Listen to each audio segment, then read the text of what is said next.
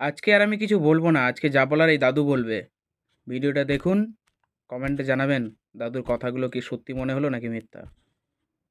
এই একটা সরকার আরজি করের ব্যাপারটা, এটা সরকার, এই যে সরকারটা এখন আছে সরকার, এটা সুপ্রিম কোর্টের বিচারপতিকে টাকা দিয়ে সরিয়ে দিল, চিন্তা করতে পারেন ঘটনাটা দেখেছেন?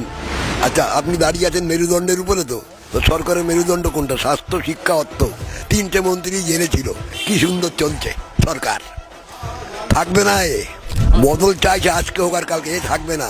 আর তৃণমূল বলে কোনো পার্টি থাকবে না, তৃণমূল বলে পার্টি থাকবে না। আমার যদি মারতে চাই কেউ মারতে পারে, আমাকে বলতে ভয় পান, আমায় বলতে ভয় পায় না।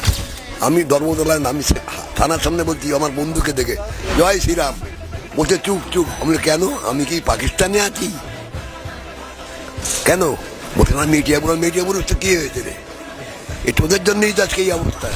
আমি বার্ধক্য ভাতা পাই 1000 টাকা, ওটা আমার প্রাপ্য, ওটা সরকার দেয় না, ইনি দেন না, ওটা মোদি। চালটা কে দেয়?